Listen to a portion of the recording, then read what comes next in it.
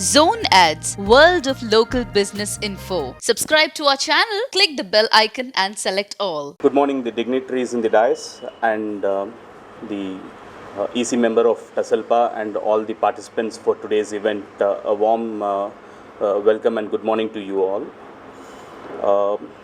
When I was invited for this function, I was just thinking that how rapidly progress is happening in Taslpa with all young energy, with a very young team who was trying to really focus on how we can really do something, leave a mark in this industry space so that people who could follow will have something like a roadmap which is made and people can have a better pathway to walk in. So I really appreciate and congratulate for all those efforts and thought process which was taken by a very young team.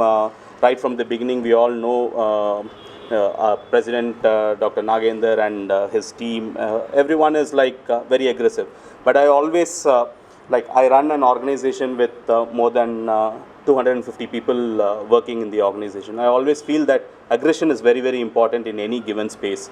But we should also know how we can control the aggression so that we can reach the target even faster.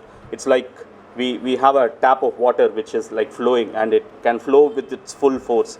But only when you try to put your finger a little bit in and try to focus, it can reach a farther distance. So I think there is a lot which we can do together, especially with such motivated young team. All what we need to do is to try to have an omnidirectional approach in whatever we try to do. When I say omnidirectional approach, today when we take newsletter, this is a wonderful concept which can probably help working professional and even the budding audiologists who are coming to understand the best practices in this industry. It's like a communication, a common platform where we can try to communicate a large group of people and try to tell them that what is the space is all about and what are the best practices, what is gold standards happening, what can make them as a better professional. This is something like an encyclopedia from time to time. It's just not one document, because a newsletter is something which can be subscribed or which can come into multiple editions, where we can always bring in new innovative ideas and make people in that region or in that space to understand that there is something fresh, there is a new idea, why can't we try to adapt? So I feel this will really play a very important role when we try to bring in the best information into this newsletter, and our focus is to see how we can educate and try to help people who are at their early stage of career or probably who are trying to develop a career in this space. It should be like a reference guide for them. So one of the very important activities of Taslpa, where I know that from the beginning we are all trying to see how malpractice can be controlled. I feel newsletter can also really aid a great way. Let me tell you how. There is one way of approaching a problem. We have a problem in front of us. Everybody has different solutions to approach. We try to choose one or two. So we are now trying to choose in terms of educating our own people, or probably trying to put some kind of an information to outsiders saying that don't go to fake audiologists or don't go. This is one approach. I don't say that this approach is wrong or anything. This is absolutely right, we have to do. But in this kind of a newsletter, we can always bring the best practice example where our own team, our own audiologists can probably try to position themselves in a much better way, which is like a subtle information which is going to the market, that when I go to a professional, this is what I get. When I go to a non-professional, we don't have to tell, because when we try to communicate something, unless it is a word of mouth from our own quarters, people don't really take it. They see that as a marketing tool. If they get to experience that I see a difference between a professional approach and non-professional approach, then it becomes a really strong effort. So I feel this newsletter should really help in expediting this process of making people our own members, because there is a disparity in terms of audiologist practice within this country. That's what I feel. I travel a lot. When I see abroad how things are being handled in a professional way, so many of us are trying to take those information, because what I generally understand is the Western countries are probably 5 years ahead of us. We will eventually travel the same route. There's no two way about it. We are little slow, but we will catch up on that and we will travel. For that to happen even faster, as a community, everybody should try to bring in that professionalism. Like we are an audiologist, how we practice, how we sit in our place. Because there was an example when I started my practice in Kakinada.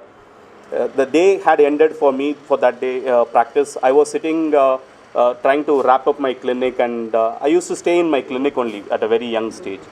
So I was just sitting in the front office reception area and trying to check the computer.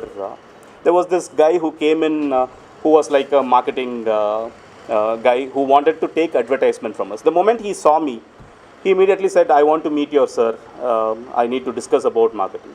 I said, "Okay, tell me, no problem." No, I don't want to talk to you. I want to meet you. It's fine, you can tell me. He never listened. He tried to he felt that speaking to me was not right for him, or he felt he was like, why should I waste time with him? Then I just told my office boy who was behind, "You just come and sit here." Then I went inside the room and told him, ask him to come in. Then when he came in, he was very apologetic. "I'm so sorry, sir." So it's like where you sit, how you position yourself is also very, very important for giving your representation to people, because people are so decisive. When they see something, they immediately try to connect. Oh, this guy is sitting here, which means like he must be a front office executive. So he is not the probably the professional. The chair or the room space makes a lot of difference. So even as audiologists, we need to really work on subject knowledge is something. We need to also really know how we should position ourselves in this market, where people have a lot more confidence on us. They should not, like we always strive saying that they should not look us as technician. We should also behave like a doctor. We should also position ourselves like a doctor, for them to really have that confidence involved in us. The workplace has to be like that. We should not have a mediocre kind of a workplace. We need to have a very healthy work environment, which make people comfortable, feel that, okay, this is somewhere where I have landed up, which is like a very professional setup, and the people who runs this is a professional. That has to inherently go into it, not by telling that I'm this. There has to be a subtle way of information going in. So I feel, why I was trying to bring this experiences, I feel that such newsletters, when they try to bring in such stories or many other stories from different people who are already doing good, it will really help a lot for the budding people who can gather some information. Even one, if it can influence one person to do better, I think we are moving on the right direction. On that note, I thank everyone over here for giving me this opportunity, and really congratulate for the team Taslpa to pull this off in such a short time, and wish them good luck to make this a continuous process. Journals are must, but these are like, this should not stop. These are like the short-term guide which people can. I learned something 2 months back, now there is a fresh newsletter coming up. What can I learn from it? People should have that urge to see it. So keep continuing such good work, and best wishes from my side. Thank you so much.